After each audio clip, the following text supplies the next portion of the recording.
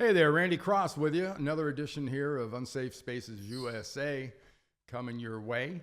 We're going to be joined in a little bit by Aaron Taylor, former Lombardi Award winner at Notre Dame, All-American, NFL pro with Green Bay and San Diego specifically, and my teammate with CBS Sports on Inside College Football with Brian Jones and Rick Neuheisel and Adam Zucker every Tuesday night on CBS Sports Network. And we'll talk to him basically about everything having to do with college football. Guy really keeps up with it, as far as college football, as we all do, despite the fact that he spends most of the offseason fishing. And I'm not talking about kind of fishing. I'm talking about fishing, like a lot, constantly, shore, boat. Doesn't fish like I like to fish, which is you drop a little M80 into the water and let nature take its course. But anyway, I digress. The last week was kind of crazy. It included a lot of Trump, a lot of healthcare, a lot of baseball, a lot of golf, and a miracle shot, from Jordan Spieth, making a shot out of the bunker on the first playoff hole, which was fantastic to see. Again, too many stories about ISIS in Europe. And for me, though, just wanted to share, I got to spend 3 days with my son, Brendan. And it was at a member guest playing golf over at Country Club of the South, where Patrice and I belong and have belonged for the last 25 years. I highly recommend the experience. Now, honestly, I've got a son that grew up around golf, so he's one of those people that I always hated that can do just about anything just because they pick it up and try it. And he's a real good golfer. He's fun to watch, and we actually got into the playoff and everything else. But that whole experience cannot be overrated of spending that kind of quality time with your son, especially when you're lucky enough to have a son like my son, Brendan, who is one of the great people out there. So thanks to him, I had a fun weekend last week, and I got away from everything. I didn't read my phone. I didn't watch news. I didn't watch anything. I just kind of unplugged and had 3 days the right way. So thank you, Brendan. I appreciate it, and thank you to Patrice for understanding me kind of checking out. But we're going to start right now with my favorite part of the day, and that is Butt Hurt of the Week.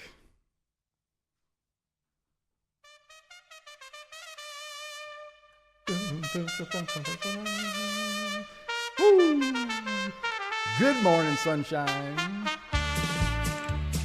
Moon River. Number one on our hit parade here with Butt Hurt of the Week, a crazy story, as a lot of these tend to be. In the sport of professional bodybuilding, you've always watched bodybuilding, and all you see are these tanned bodies. I mean, it doesn't matter if it's in the middle of a snowstorm, these guys are tanned. And we all know that's not all tanning beds. Sometimes it's applied tan, fake tan. Well, there was a competition in Rheinbach, Germany last week. And the reason it really got into the news was one of the contestants, and this guy, his name is Sasha L. They removed all the last names to protect the innocent and not so innocent.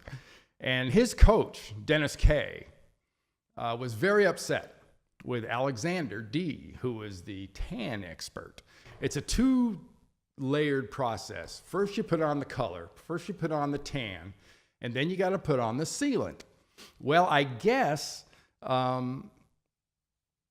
Dennis, who was the guy that was the perpetrator of the crime, and Sasha, who was the bodybuilder, got a little obsessed with time and with what they were doing, and they forgot about the sealer. Well, in front of all those hot lights and all those tense situations, and when Sasha started sweating, well, we've got pictures. We'll run them again. You can see not a good result. The tan basically started running down his legs, running down his chest. And Dennis K., the coach, was that's not a good look. Not a good look at all. Dennis K., the coach, was so miffed that he waited in the bushes outside the venue and shot the tanning expert, Alexander D. Shot him. Put him in the hospital, shot him in the belly. long-term effects, bad stuff going on. But, Dennis and Sasha, the two bodybuilder types, they were a little butthurt. And the tanning expert, he ended up just being gut hurt. Bad story, but I found it quite amusing just given the circumstances. This story in our butthurt of the week procession should really surprise nobody. And that was a report I read, I think it was Monday, that U.S. has got a strong problem. Their cats are all way too fat. I mean, really? Are you serious? But think about it. Think about your neighborhood. Think about people you deal with. Think about homes you go into. How many dogs and cats look like footstools, like Precious right here? How often does that happen? And that is now a real problem. And what makes it a real problem is you've got cats and pets that now have to be treated for diabetes, have to be treated for being overweight, have to be the thousands and thousands of dollars these animals cost their owners. Are you kidding me? How about you just stop feeding the damn cat? What's so attractive about that chubby little thing running around anything? Anyway, I've got a few terms I'd like to use, but I'm trying to keep this thing pretty much above board and clean. But I was the one that was kind of butthurt because I don't think there should ever be a fat animal. Mainly because as long as you've got humans that are hungry, why in the hell should a freaking cat be fat? Doesn't make any sense. Any sense in the world. Next up on our hit parade, speaking of butthurt, I don't know how many of you keep up with Canadian football, but last week a transaction came across the wire that said former University of Texas and national championship quarterback from 2005, Vince Young, who was the star of arguably the greatest college football game ever. It was the 2005 national championship game between Texas and University of Southern California down at the Rose Bowl. Amazing game. Texas wins it. Vince gets drafted high by Tennessee. He goes and plays for the Titans. He is a force of nature, a physical presence in the NFL for a few years. But you know what? If you don't learn a craft, watch the words coming out of my mouth. If you don't learn the craft, there are great defensive coaches in the league that will figure you out. Hello, Colin Kaepernick. Anybody hear him? Anybody seen him lately? Yeah, same thing. Vince Young came out this week and, he was ripping, Fitzgerald, the quarterback, throwing shots around, and he was taking shots at Jeff Fisher. Dude, are you serious? That guy gave you your career. That guy built that offense around you. He had a coordinator in Norm Chow that was out of the college game that knew how to use you to the best advantage. It's your fault you didn't adjust. It's your fault you didn't put in the time. You didn't hone your craft. You know what that is? That's a loser. I know it's like this for Hook'em Horns, but for Vince Young, it's like that. You're a loser, son. Don't blame it on other people. You're still in denial. You still got to go through all the other stages before you come to grips with what you are. But one thing you're not a professional quarterback. And yeah, this is in Butthurt of the Week because I'm the one that's butthurt about it. Screw you, Vince. Grow up. All right, next one is definitely a Butthurt of the Week story. I don't care how you go about it. Now, if you've heard of the actress Miranda Kerr, she was married to Orlando Bloom, Pirates of the Caribbean and all that, one of the Hollywood pretty boys. And then later on, she marries a gazillionaire from, Silicon Valley. And he's a, billions and billions and billions of dollars guy. But in between that, she was kind of on the market. And she was listening to all offers. Well, she got some bad news from the American government last week. She was told that because of a Malaysian money laundering scheme, where this company, OMDB, schemed about $3 or $4.5 billion total out of the Malaysian government. She was going to have to return some jewelry that this big figure involved in this thing gave her. Yeah, you read that right. $8 million. Miranda Kerr, you can be butthurt over $8 million that you have to return. Here's what she had to return. She had to return a heart-shaped diamond necklace that had a value of $1.8 million for one necklace. Then she had to also return a pink diamond pendant, pendant around a chain, earrings, bracelet, and ring to match. That whole combo had a net value of $6.8 million. So add those all together. That adds up to $8.6 million worth of jewelry she had to send back. She wasn't accused of anything. She hadn't done anything illegal. She just accepted gifts from fine gentlemen that were very anxious for the pleasure of her company. That's not illegal. I guess if you charge cash up front and they leave it on the bedstand, it's different. But in this case, they were giving her this jewelry, and she's a little butthurt because she had to return, $8-point-something million worth of jewelry. That to me, you're entitled to be butthurt over that. Let's move on to the next part of our little show here, and that's the news of the week.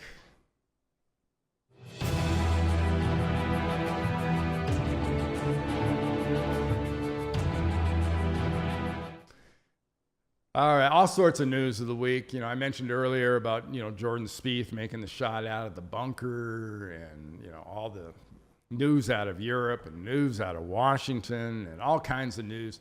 I like to concentrate on the stories that are a little bit below the radar. So let's go with a couple that are below the radar and one that's pretty commonly beat to death, but it's worth rebeating it to death, I think. Okay, first of all, half, 50% of all opioid prescriptions. Now, when we had Jamie Dukes on and the whole Drip Fusion Pro IV story about treating addictions and treating pain and all that, well, half of all opioid prescriptions are made and prescribed to people with mental health issues. Let that sink in. 1/2. So that's not counting the people that are in pain. That's not counting people in sports, people that have, not in sports, but have usual orthopedic type injuries. Half of all the opioids prescribed in our country are prescribed to people with mental health issues. How's that making anything better? Is that a bizarre story? I mean, I still can't believe that. That jumped out at me like crazy.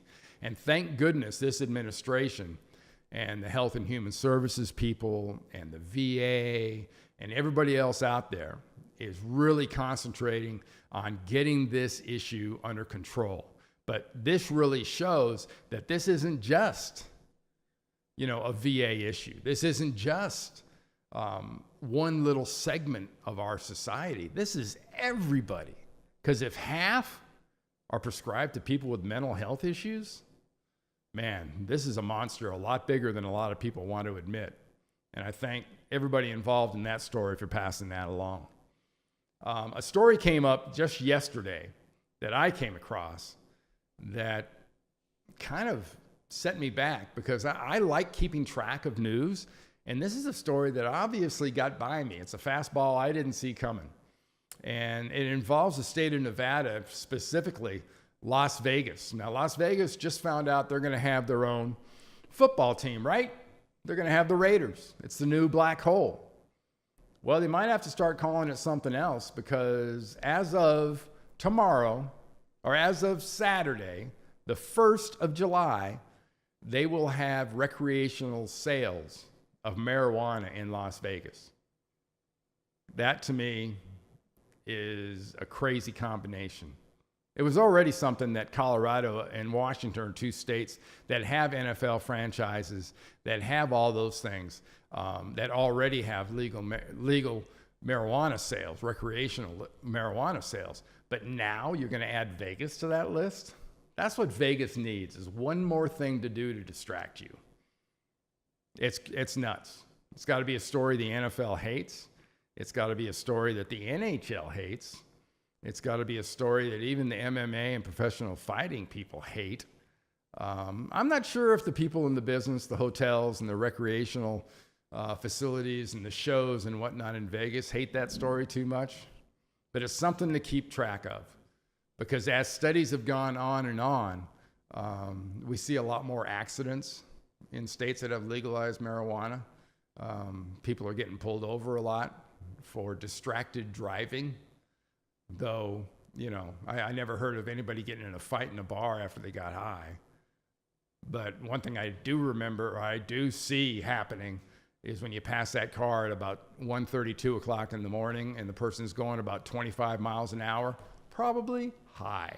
And now you're going to see that in Las Vegas. Good luck with that out there. The story that I told you about that has been killed and played to death is the story of the CNN producer who was caught on tape basically admitting that the whole Russia story was pushed by the people above him, the CEO, the president, and the rest. And these guys have done a really nice job of doing this. They have released something yesterday. They're going to release more today. Keep track of this story, because this keeps getting newer and better as Project Veritas takes care of it. And they're going to be a crimp in CNN side here for a while. You know, so you got to realize, I got to realize, you've got to realize, people at CNN have to realize, people everywhere have to realize, cameras these days are about the size of just slighter than the head of a penny nail. And anybody can wear these suckers.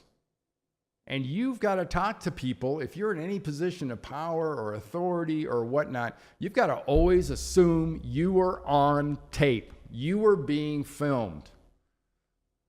These guys didn't think that. They will now, though. Then why is CNN constantly like, Russia this, Russia that? Because it's ratings. Because it's ratings? Our ratings are incredible right now. But honestly, you think the whole Russia shit is just like bullshit. Could be bullshit. I mean, it's mostly bullshit right now. Like, we don't have any big giant proof. I just feel like they don't really have it, but they want to keep digging. Mm-hmm.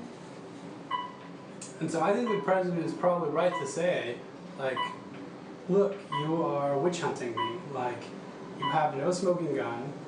You have no real proof. And the CEO of CNN said in our internal meeting, he said, good job everybody covering the climate accords, but we're done with it, let's get back to Russia. Now, we'll say that CNN released a statement praising their producer, who works on a lot of, I think it was food type stories normally. So this is not a guy that is regularly in all the meetings about the news side of the business. That's one thing pointed out rather quickly by CNN. But I think everybody involved.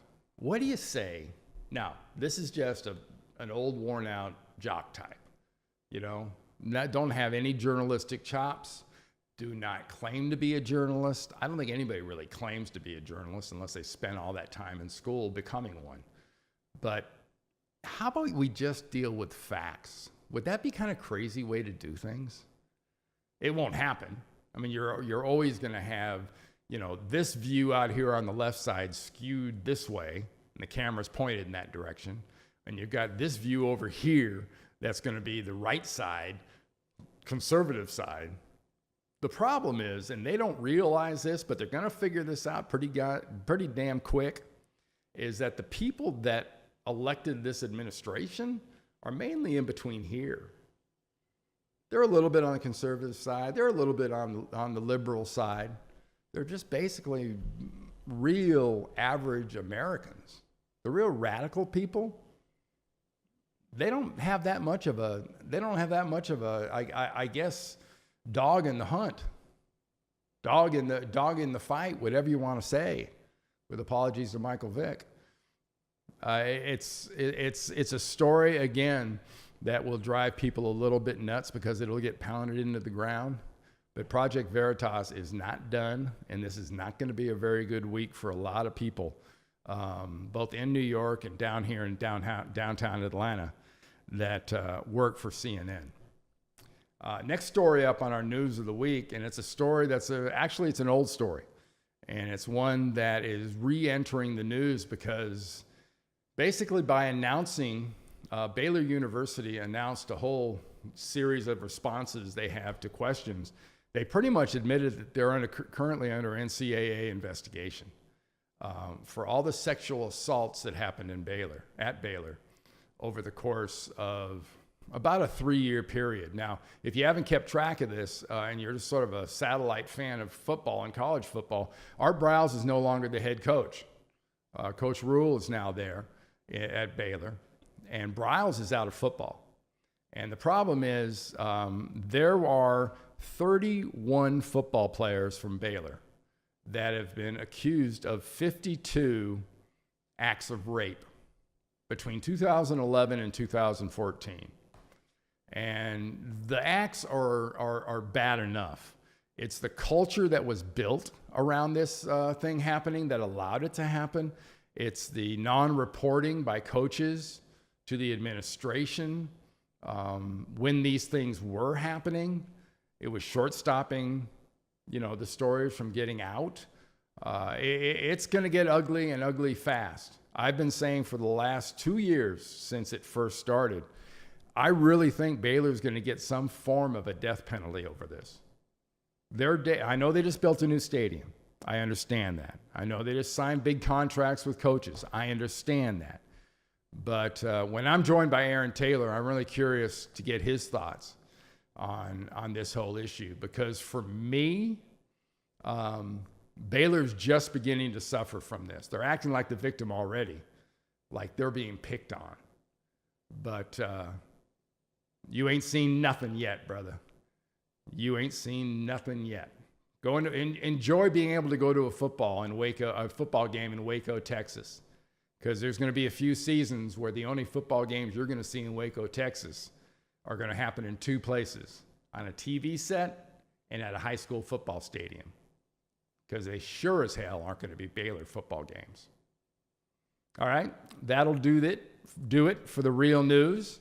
We'll take a short break, and when we come back, we'll be joined by Aaron Taylor, former Notre Dame Fighting Irish offensive lineman, Lombardi Award winner, high draft pick by the Green Bay Packers, played with the San Diego Chargers, has a Super Bowl ring with those Green Bay Packers, and my partner on Inside College Football on CBS Sports Network right after this.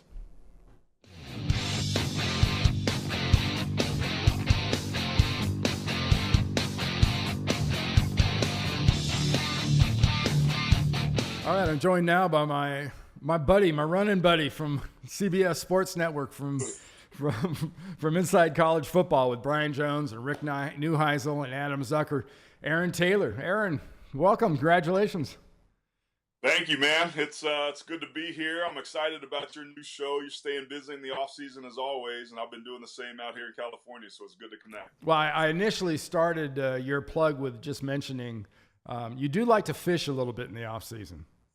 There might be some of that goes on. We've living out here in Southern California, we've had a pretty rare opportunity to catch some plus-sized, what they call cow bluefin tuna, 200 plus. And the oceans are warming up, so we used to have to fly south down into Mexico or even South America to get an opportunity at this fish, but they're right in our back door these last couple of years. So it's been literally a once-in-a-lifetime opportunity for this fishery down here, and I've been taking advantage of it. And when somebody says, I go fishing with my boys a lot, people will take that as you and a bunch of your buddies, but you actually take your sons out.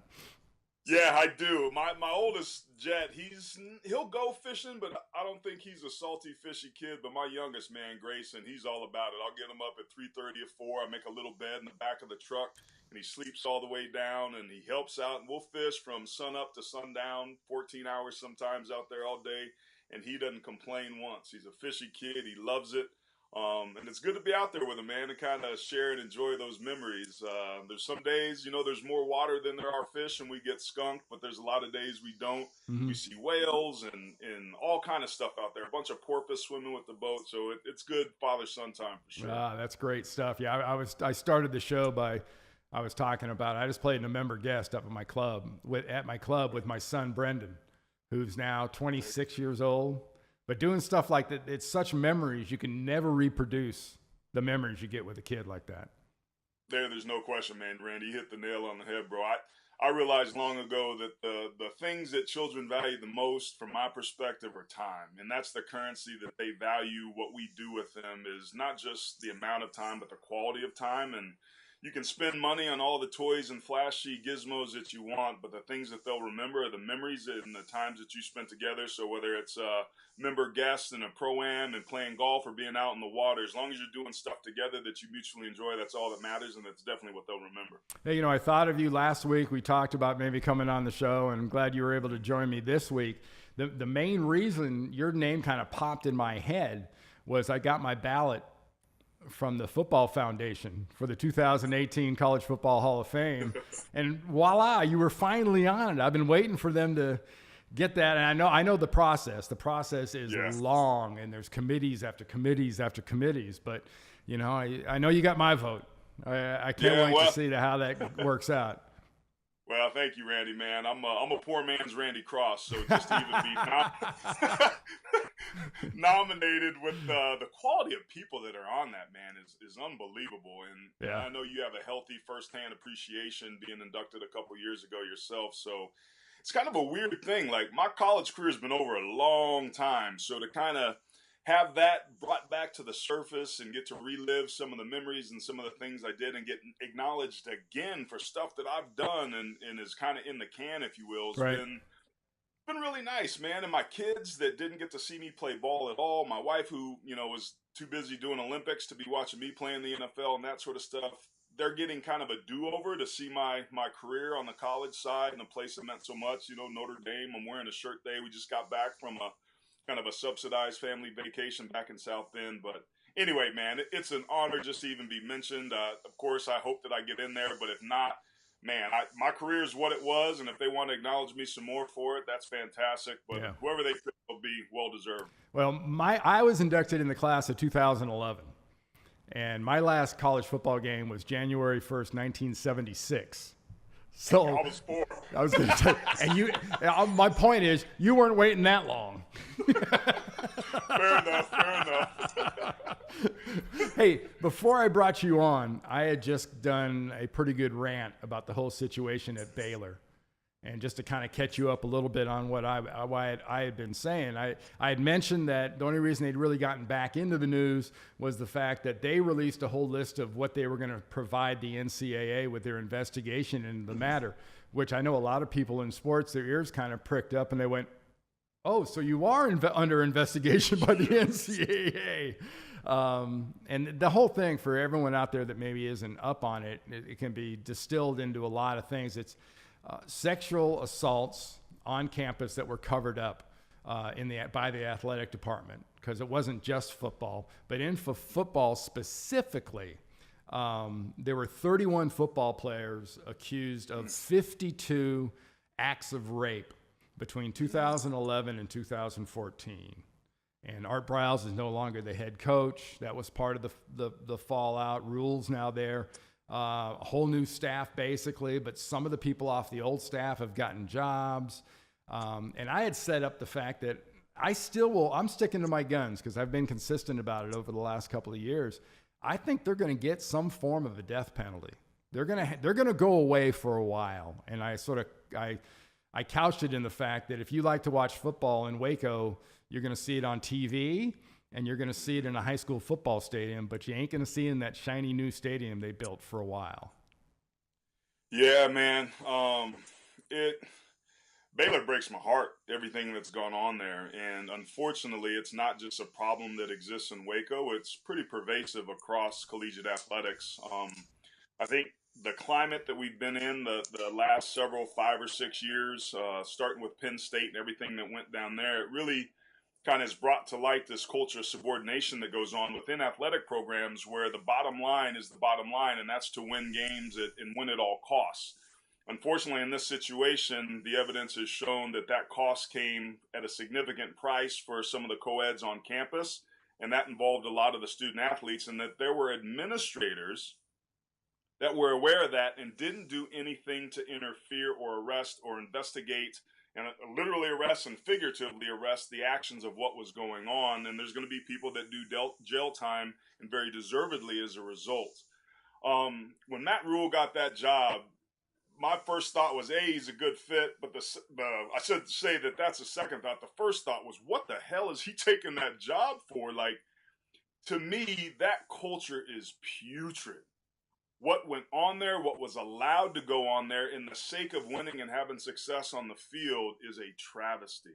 And from what I understand, talking to administrators across the country, that this has been a bigger problem that has existed for quite some time. When you get young people and alcohol involved, there's going to be bad decisions all across the board. Yeah. And I think if fathers knew the jeopardy and what the statistic prevalence would be of their sending their daughters to these campuses, that they would be sexually assaulted, it's through the roof. And I apologize for not knowing the exact numbers, but it's greater than 50%. It's right at about 50%.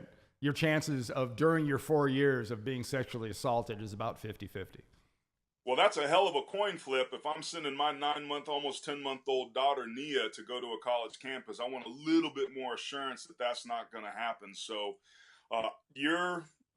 I agree with your viewpoint, Randy, and I think very appropriately so. If Southern Miss, if the SMU got the death penalty for what they were doing for financial infractions, then at the very least, Baylor should enjoy similar, if not more significant changes, because playing this game is a privilege. Athletics is a privilege. It's not a right. It's not an entitlement. And I think the viewpoint and the perspective of Baylor got so far askew systemically, from an inherent standpoint, from top to bottom, institutionally at that school, that they should lose not only the right to be able to play the game for their own sake, but also to send a message to other universities that under no circumstances is this okay. You know, it's part of this whole mentality that comes with these accusations, not only at Baylor, but also at Penn State, is the fan bases, they kind of circled the wagons. And there's a real victimhood that's formed by this, where they think they're being taken advantage of. They think they're the ones that are the victims. And you get people like, you're familiar with the work of Brenda Tracy, who's done all, and I mean, done a great job. College staff after college staff. Brenda Tracy's a young lady, I believe she's from Oregon, from that area up there in the Northwest. Oregon State. Yeah, that was raped, and that tells her story, is brought in by head coaches all over the country and tells her story to these staffs and to these players. And they're trying to change this mentality. But how do you break through that whole idea of that victimhood? Because Penn State still has never gotten over the fact that in their minds, they still didn't do anything wrong.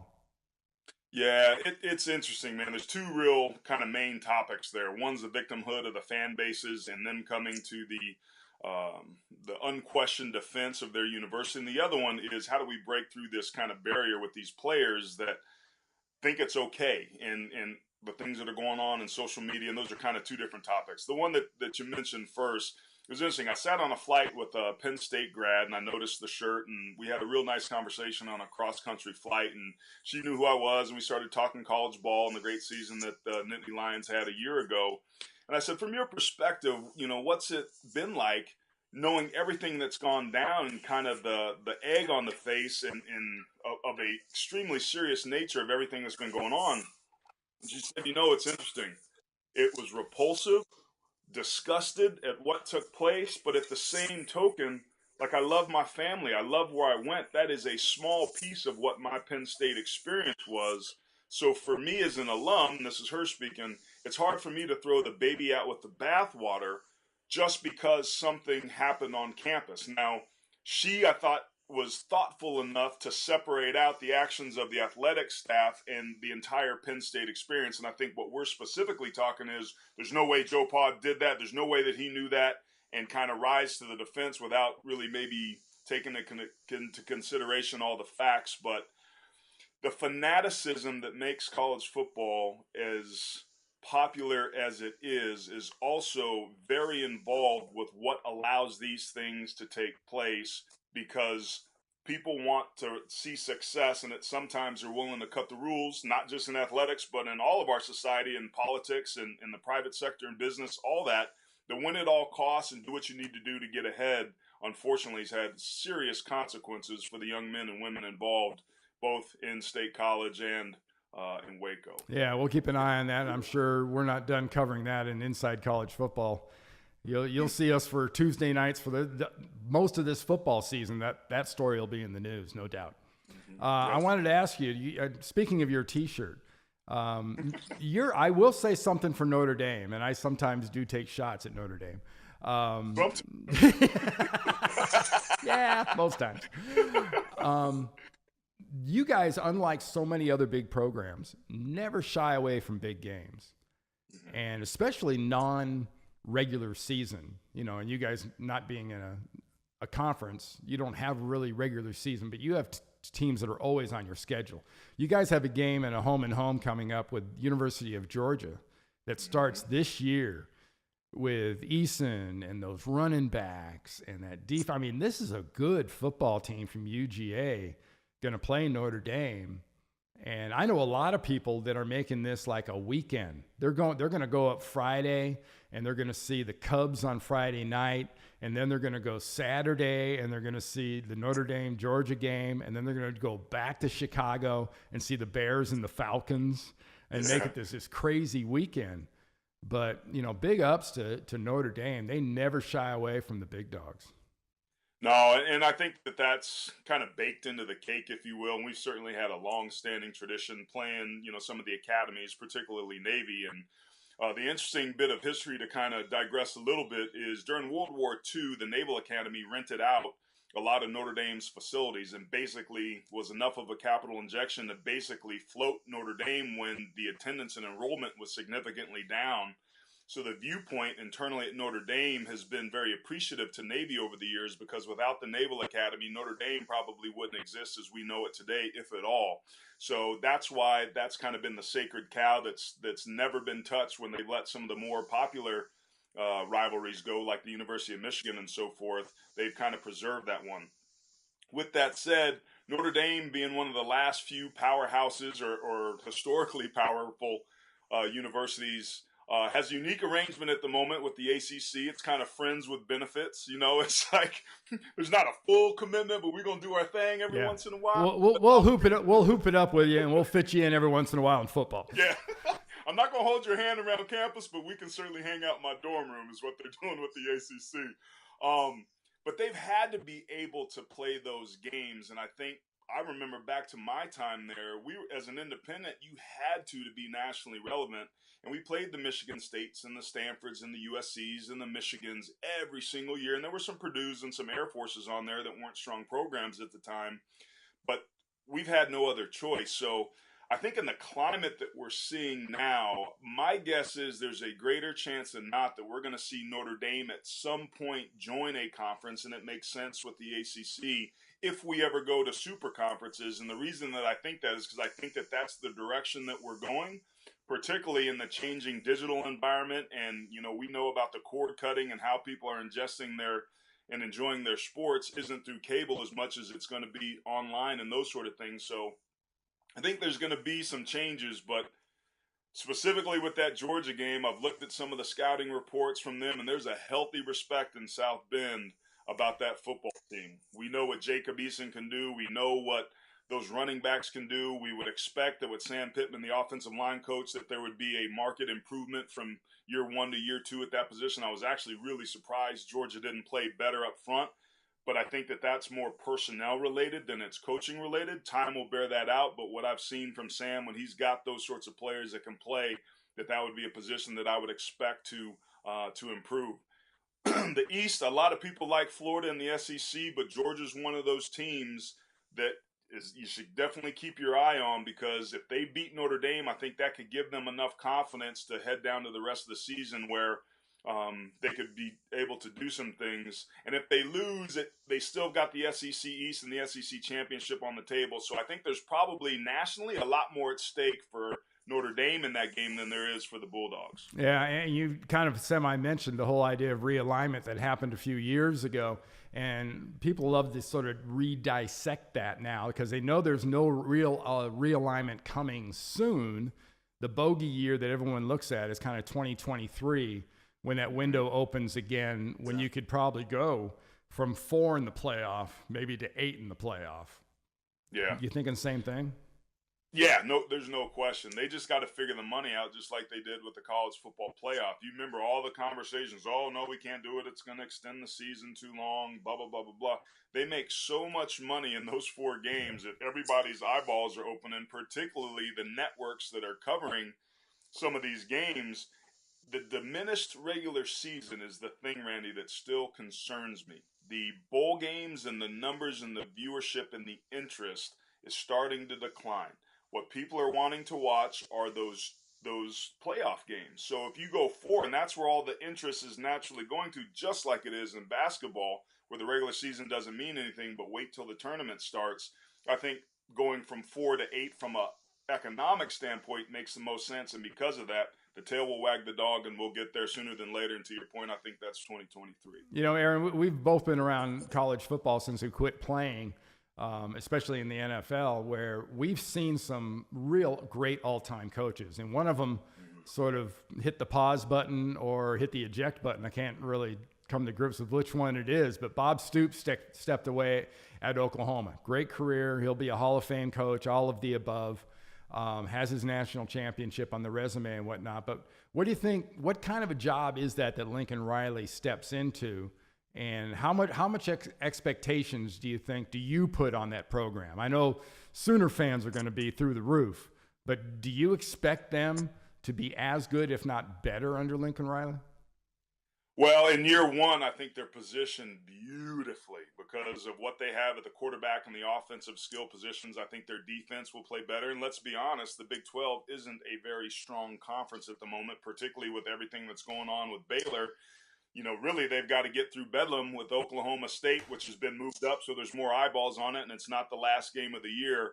So there's a couple hurdles for Oklahoma that if they get past, there's no question if they run the table and are undefeated, they'll have their opportunity late in the year to make some noise in the playoff. I think they're that capable of a team. I think the timing was beautiful in terms of passing the baton because spring was over, recruiting was over, Lincoln Riley was right on top. Those conversations were very likely going on. It didn't come as a surprise. So in terms of getting a rolling start and a smooth transition, I think Lincoln Riley's in a beautiful position to be able to take as much advantage of that as he can. And I think he's a damn good coach. The first time I ever saw him was when he was down at ECU and was 25 years old as an offensive coordinator. He walked in, I thought he was a GA, and he's just done nothing but be successful, more successful as time has gone on. But you know as well as I do, man, just because you're a good coordinator, those aren't necessarily transferable skills of being a head coach and being an administrator and the CEO that's got to run everything.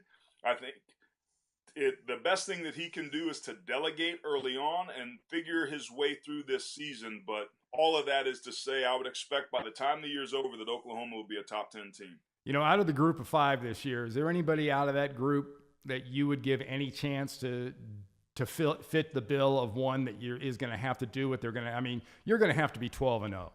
You're going to have to win all your games. You're going to have to win your conference championship, and then you're going to have to sort of, you know, what was that old line? Rely on the favors of others, yes. You know, and kind of get the sympathy vote. Do you think anybody's got that potential? I don't know. Every year there's kind of people that go on some undefeated runs. We cover the Mountain West a lot. I know that you call some of those games as well. And I have healthy appreciation for San Diego State and what they've been able to do over the years. Rocky Long is kind of a perennial 9-win, 10-win team type of coach. Their offensive lines are, you know, always very good. They lose Donnell Pumphrey. They're a team, though, that I think has the opportunity to maybe do that if a lot of things go right. But how strong is their schedule? For that to happen, you have to be a Boise State who could also be there. But they're going to have to play better than they've been the last couple years. They've been too inconsistent. I don't know. I need to probably spend a little bit more time looking at the preseason or at the schedules. A huge win early on over a Power 5 opponent that's respectable will put them on the radar. But I think for the profile of a group of 5 team that's going to run the table, has to be a big win early. You have to stay defeated or be undefeated going into a big game that's got a lot of eyeballs on it so that the buzz is there. Because at the end of the day, they're going to give the benefit of the doubt to a blue blood, just like we saw last year with Ohio State not winning the Big Ten and still being able to make the playoff. They got the benefit of the doubt over another school because of what their pedigree was, and that's something that the entire group of 5 has to do a lot of times against programs that aren't nearly as talented as they are. Yeah, I'm sort of curious your thoughts on USF and Charlie Strong being a new coach in that situation, you know, being away from Texas now, being in the new program and having the advantage of having some pretty good down linemen on both sides of the ball and a quarterback by the name of Quentin Flowers is as good as anybody in the country. Yeah, I know you're calling their first game early right out of the gate, and that's going to be fun to watch. I think kind of towards the end of the year, we all started watching some film and having a healthy appreciation for what they do. I would expect Charlie to do well, man. Like, Texas is a tough environment, and I just, right out of the gate, just listening to his interviews, it seemed like it was too big for him. Now, he had some success, but the off-the-field institutional issues where you got to kiss the ring, all these big oil guys and all this money, that distracts him from doing what it is he needs to do, which is to run the football team. And I think the culture there was one of entitlement and maybe country club-esque. So I don't want to make excuses for him because at the end of the day, he's responsible for what his record was. But I think stepping into a situation where there's talent, there's not as much competition in terms of the level that you have to play, and you've got good offensive defensive lines and a hell of a playmaker at the quarterback position, and the expectations aren't nearly what they were at Texas, even though they are to be successful. I would expect Charlie to do a much better job there than he's done maybe anywhere he's been. Well done. You made a lot less excuses for Charlie Strong than BJ would.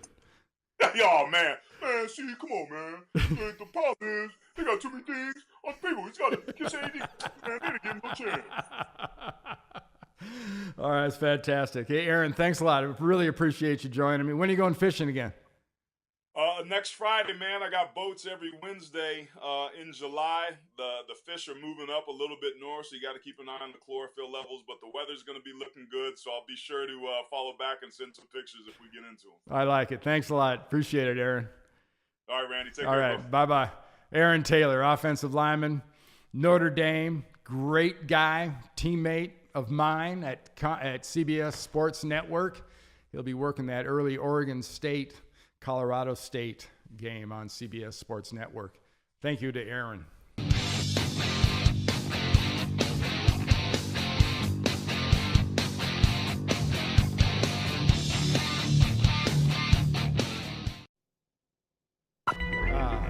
The Tinfoil Hat Stories. Thanks again to Aaron Taylor. Great stuff from him.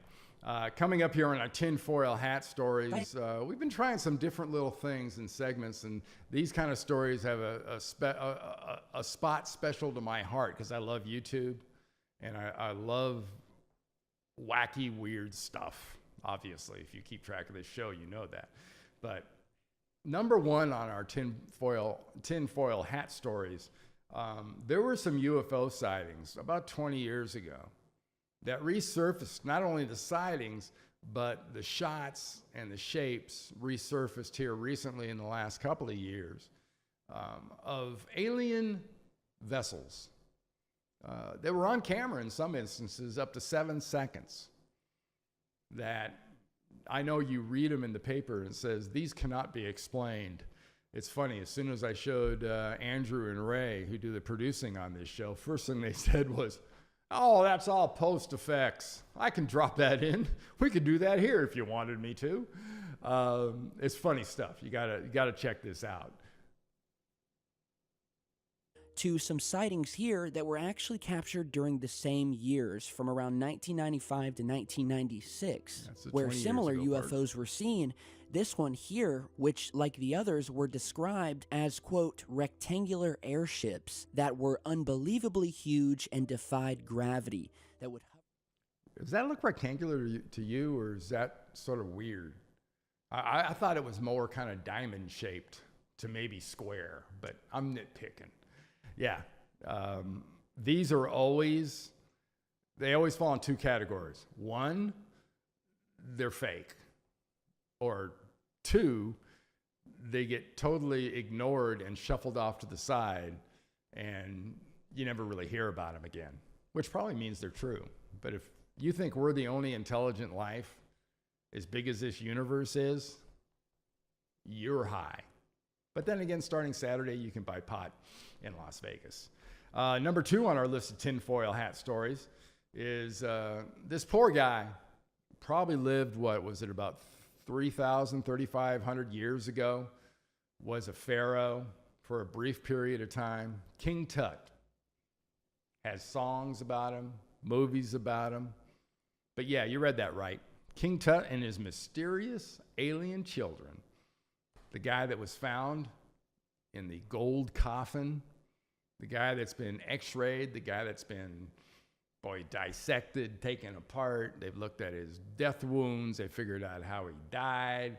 Now the latest story that I thought was kind of crazy was that, yes, he indeed has A, ugly kids. That's an ugly kid. I don't care what you say. But B, that they were alien babies. They were buried with King Tut, and they were his alien spawn. Man, you got more time on your hands than you know what to do with if you're evaluating alien bodies built or buried with a guy that died about 3,500, 4,000 years ago. This just tickles me to death. I can't help but share that with you because I think that stuff is funny. But that'll do it for Tinfoil Hat Stories here in our episode 6 of Unsafe Spaces. As we go away, I'd like to do sort of a feel-good story, and this is a feel-good story around Russell Westbrook, former UCLA Bruin, MVP now with the league, and this was at his acceptance speech at the NBA Awards this past week. And this is Russell Westbrook talking to his brother and lets you know about the relationship he has. And these are the kind of stories you don't hear enough about when it comes to sports in general, but specifically professional sports. My road dog.